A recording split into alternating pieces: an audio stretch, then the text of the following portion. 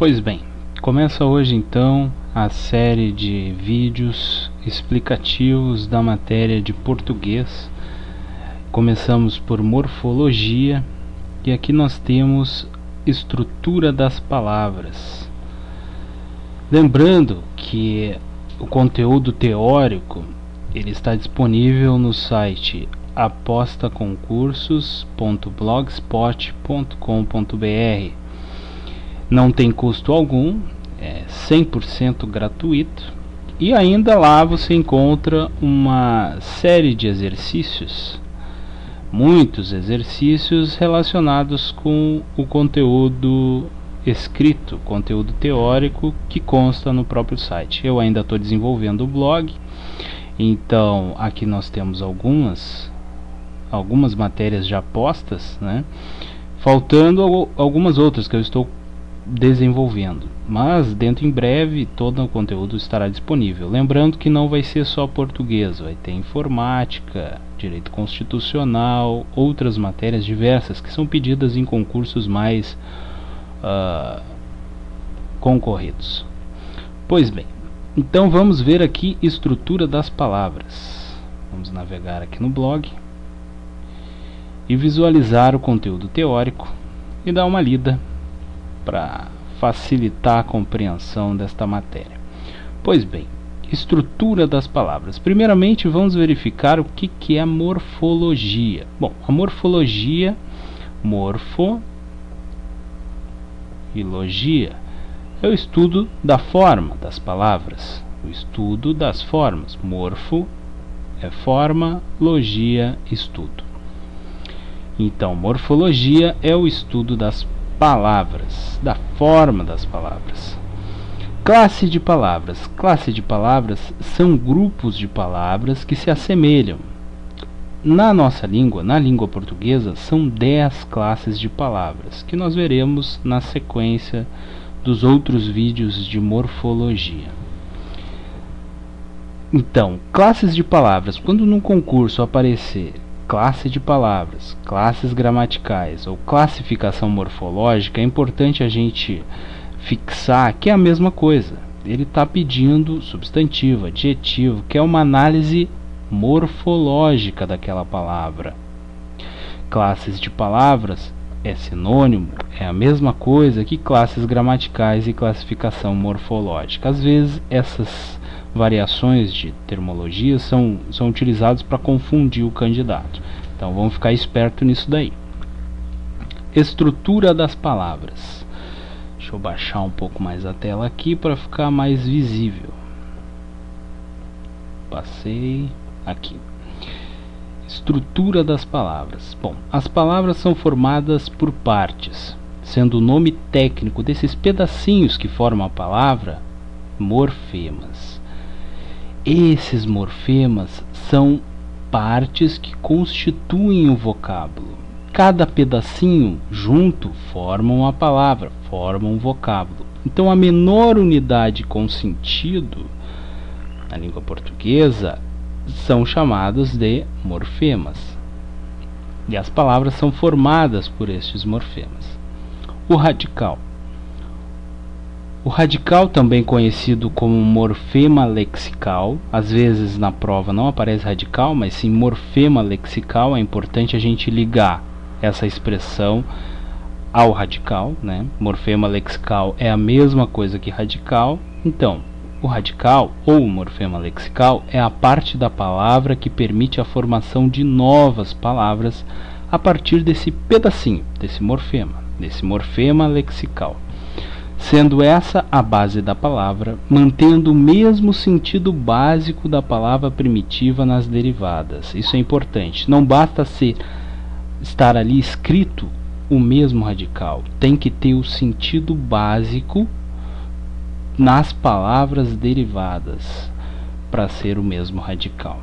As palavras que possuem o mesmo radical têm como nome cognatas, ou também conhecidas como família de palavras. Então, as que têm o mesmo radical com o mesmo sentido As palavras derivadas com o mesmo sentido, com radical ou morfema lexical tendo o mesmo sentido, são chamadas de cognatas. Também algumas bancas cobram e colocam família de palavras. Essas mantêm o mesmo sentido básico, como já havia dito. Radical. Vamos então aprofundar o estudo do radical. É a base da palavra, ou seja, é o pedaço que permite a formação de novas palavras a partir dele. Aqui nós temos um bom exemplo. Bons exemplos. Casa, radical, cas. Através desse radical, a partir deste radical, formaremos casarão, caseiro, casamento. Casa e casamento possuem o mesmo radical, possuem o mesmo sentido básico. Aí vem aquela expressão: quem casa quer casa, né? Quem casa quer casa. Afixo é um morfema que se liga ao radical, podendo vir antes um prefixo ou depois, chamado de sufixo do radical. Então, quando o afixo vem antes do radical, ele é chamado de prefixo. Quando ele vem depois, sufixo. Uma questão importante de salientar: ele vem antes, o prefixo, por exemplo, vem antes do radical, mas ele tem que modificar o sentido do radical. Modificando o sentido desse radical, ele é um prefixo. Quando vem depois do radical, modificando o sentido do radical, ele é um sufixo. Antes prefixo, depois sufixo. Vejamos alguns exemplos de prefixo e sufixo. Prefixo: sobre-humano. Humano é uma coisa, sobre-humano é outra coisa, né? Então modificou o sentido do radical, que é humano, e veio antes, portanto é um prefixo. Inflação, anti-inflação. Anti é um prefixo porque modificou o sentido do radical. Desleal, leal é uma coisa, desleal é outra, portanto modificou o sentido do radical, é um prefixo. Despedaçar, pedaço, despedaçar, partir em pedacinhos, né? Modificou o sentido, portanto é um prefixo.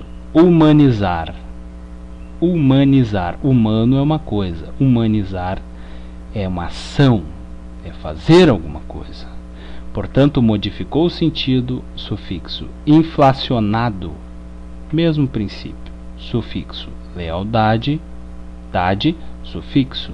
Pedacinho, inho, sufixo. Desinência.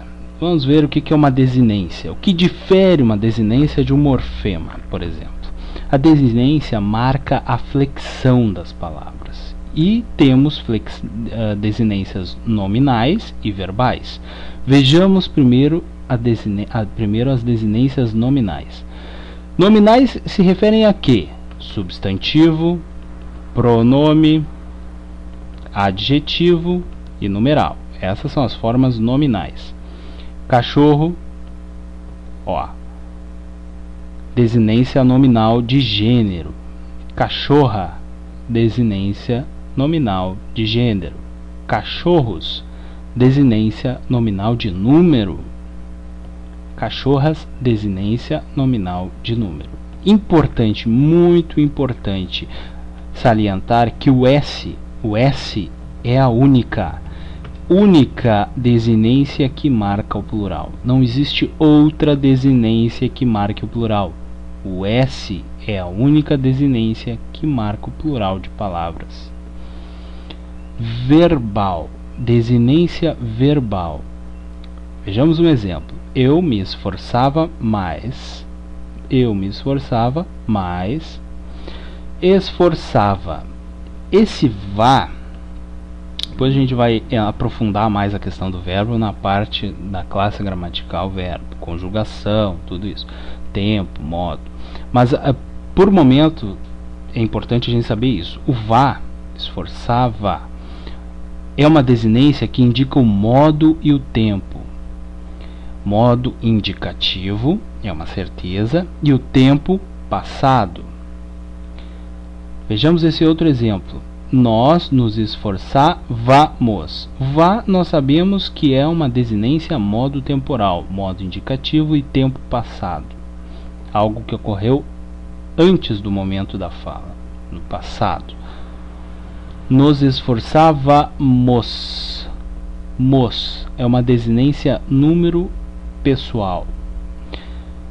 A desinência que está aqui marcada em amarelo marca o plural, que é a primeira pessoa do plural, e o verbo em questão. Marca o número, que é plural, e a primeira pessoa do verbo em questão, que é nós. Nós nos esforçávamos. Então, mos, que dá essa ideia de sentido, essa desinência, essa flexão de número, que é plural, e de pessoa, primeira pessoa, nós. É através dele que nós temos essa certeza. Vogal temática. Vamos dar uma ligeirada aqui, porque tem alguns minutos apenas de vídeo. Vogal temática. Vem imediatamente depois do radical, ligando esse à desinência ou a um sufixo. Lembrando que a desinência marca a flexão de verbos. E o sufixo é o que vem após, é um morfema que vem após o radical e muda o sentido muda o sentido do radical. A vogal temática ligada ao radical permite a pronúncia da palavra, pois se tivéssemos apenas o radical, esse processo estaria prejudicado. É a questão da pronúncia correta, da pronúncia, como posso dizer, gostosa da palavra, não ficar cortada a palavra, não ficar uma coisa ruim de se falar. Então, a vogal temática nominal. Quais são as vogais temáticas nominais? A, E e O. Exemplos. Mesa. O A é uma vogal temática nominal. Base. O E é uma vogal temática nominal. Livro. O O é uma vogal temática nominal. E aí, em cor? Raiz. Cipó. Opa, atente para o cipó. Tupi. Não tem radical? Exatamente, não tem radical. Isso aqui não é O, é O. Portanto, não tem radical. Isso aqui é uma vogal tônica. O, aberta ainda. Não é O. Não é a mesma coisa que isso. Portanto, isso aqui não é uma vogal temática nominal. Vejamos essa observação. As palavras primitivas terminadas em consoante e em vogais tônicas, tipo cipó, não possuem vogal temática. Terminou em consoante ou vogal tônica, não possui vogal temática. Essas palavras chamamos de atemáticas, pois não possuem tema, que é o radical, mais a vogal temática. Vogal temática verbal. As vogais temáticas verbais são a de primeira conjugação, A, de segunda conjugação, E, e a de terceira conjugação, I. Exemplos. Amar, primeira conjugação. Comer, segunda conjugação. Partir, terceira conjugação. E o verbo pôr?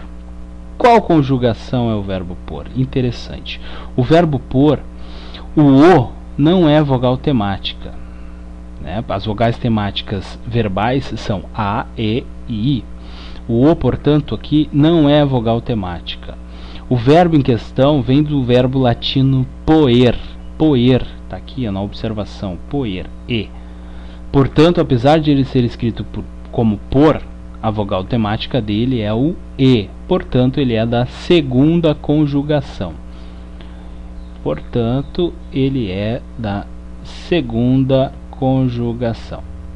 Como a terminação dele é er, trata-se de um verbo de segunda conjugação.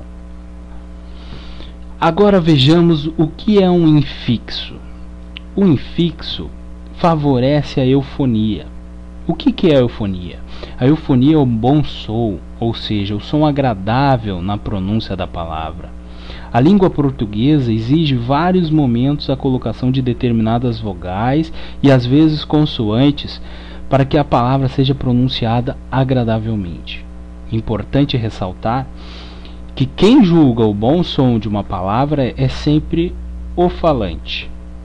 O infixo é um afixo, assim como o prefixo e o sufixo, colocado no meio do vocábulo. Qual a diferença?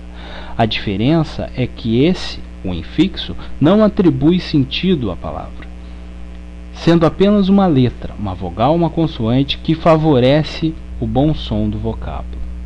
Ou seja, então, o infixo não altera o sentido do radical. Ele está ali apenas por uma pronúncia gostosa, uma pronúncia saborosa, uma pronúncia facilitada de uma palavra. Exemplo: carnívoro. Carnívoro. Pois bem, o i. O que o i está fazendo ali? Se eu não tivesse o i, seria carnívoro. Carnívoro. Carnívoro. Não ficaria legal na pronúncia. Portanto, botaram o i ali. Carnívoro. Inenarrável.